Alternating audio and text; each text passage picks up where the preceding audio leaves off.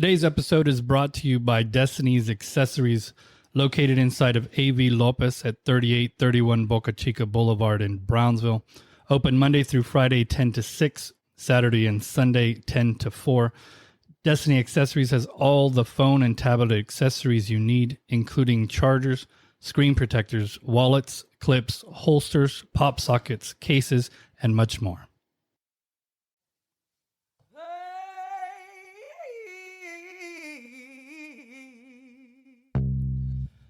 Welcome to Paranormal 956. My name is David, and I am here with Bianca. Hi, guys. What are we talking about today, Bianca?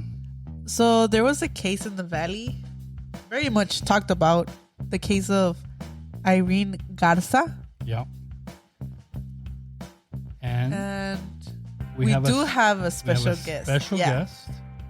Not in person, but right through the phone. A call in. It's the only way we could get a catch of her, a hang of her. Yeah. She's very busy. So we have Rosie Martinez from San Benito. Yes, sir.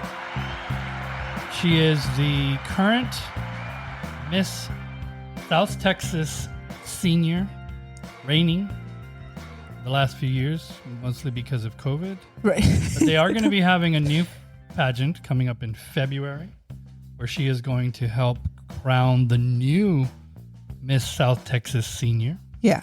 She's also in the RGV Nurse Honor Guard. She is a Master Gardener with the Palm Society and of South Texas. Right. And the Orchid Society. True. Welcome to the show. Thank you. Like I said, she's a very busy woman, as you can hear, guys. Yes. And she happens to be my mom as well. But that's besides the point. Besides the point. And so we were gonna have you talk, Mom, about this Irene Garza story. And so how do you think that story should start? So this was a young woman. Uh-huh. She was single. She was a school teacher.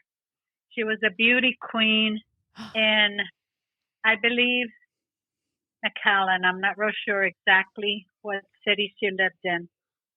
Anyway, she went to confession, and that was the last time she was seen alive. And so she was a very good girl, you know. I mean, she wasn't a bad girl out in the clubs or anything. She went to confess. I mean, she went to confess. She did some bad things then. Yeah. And so they ended up finding her like about 3 days later in a canal by a field. And the last one that saw her was the priest. And he kept denying everything. And, you know, they couldn't pin anything on him. And, of course, you know, here he is, a Catholic priest. He's all holier than thou, you know. So they really didn't do anything.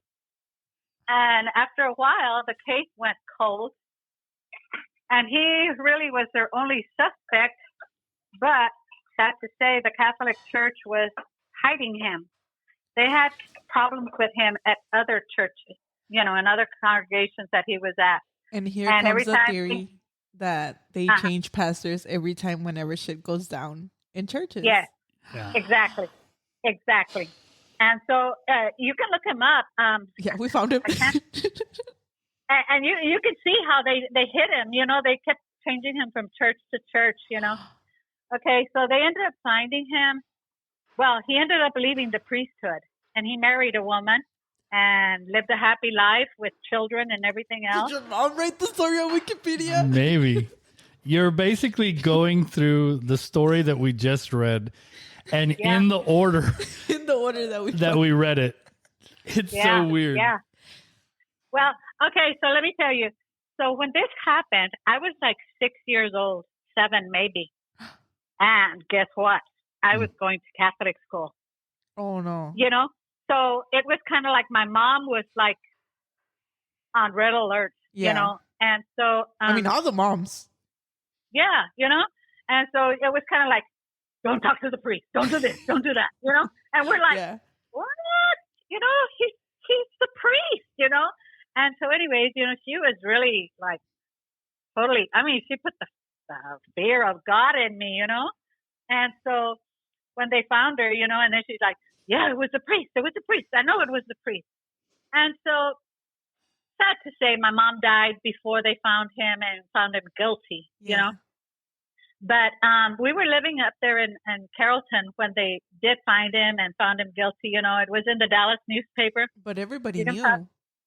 Yeah, But he kept saying that guy was dead, the priest. He says, this is a new me. This is a new me. Like I started over. And I'm just like, idiot, you killed her. I don't care who, you still killed her, So just by him moving churches, you would think that more things similar to this had happened already. Yeah. Well, and he was pretty telling. I think he was pretty confident by taking a step into killing her and throwing her in a ditch or whatever. It was like, it's too confident for a first timer. I think that she was old enough and smart enough that she wasn't going to fall for it. Whereas, let's just say a 12-year-old or a 13-year-old, if he did anything to her, that nobody would believe her, Yeah, there's definitely some shady stuff going on. It is. Oh, definitely. You know what? And it didn't just start. It's been going on. It's been going on for years. Yeah, it's well, we're talking about 1960. That's how many? 70 years ago. Yeah. And then it probably was before that. Way before that. Oh yeah, way before that. Yeah. Yeah, way before that. All right. Well, thank you for joining us, Mom. Okay. Thank you for having me. Our first call-in. For our podcast. Yeah, we're sorry for taking your time. No. Is there anything else you want to add before we go? Well, I'm glad that it was finally solved. This case was finally solved. I know my mother, she died before it was solved, but she always felt that the priest had done it, that he had killed her, and so I'm glad that finally it was resolved. Yeah. That's it. I guess better late than never. Right. Yes, true. True. Well, that's sad. Yeah. So if your church changes pastor every now and then, guys, it's a whole red flag. No way, no. Nope. All right. Well, thank you for joining us, Mom, and thank you all for listening. We'll be back next week with a new episode, probably talking about ojo, I think. Oh, that's true. Yeah. So stay tuned for that.